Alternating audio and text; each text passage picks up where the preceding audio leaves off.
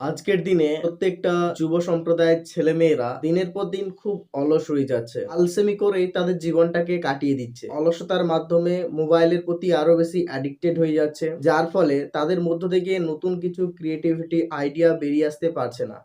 তারা চাইলেই পারতো তাদের ক্রিয়েটিভিটি পাওয়ারকে আরো উঁচু লেভেলে নিয়ে যেতে। তারা যদি চাইতো তাদের ভেতর থেকে কিছু নতুন ভাবনা চিন্তা বেরিয়ে আসতে পারতো। ওই যে বললাম, আজকের দিনে বেশিরভাগ ছেলেমেয়েরাই মোবাইলের প্রতি অ্যাডিক্টেড, খারাপ নেশার প্রতি অ্যাডিক্টেড, খারাপ জিনিসের প্রতি অ্যাডিক্টেড, সব থেকে বেশি অ্যাডিক্টেড তার অলসতার প্রতি। এই জন্য তাদের ভেতর থেকে কোনো নতুন থটস বেরিয়ে আসছে না, যে কারণে তারা তাদের স্কিল পাওয়ারকে ইমপ্রুভমেন্ট করতে পারছে না। যদি এই পৃথিবীতে টিকে থাকতে চাও, তবে সব থেকে বেশি যেটা প্রয়োজন সেটা হচ্ছে স্কিল পাওয়ার।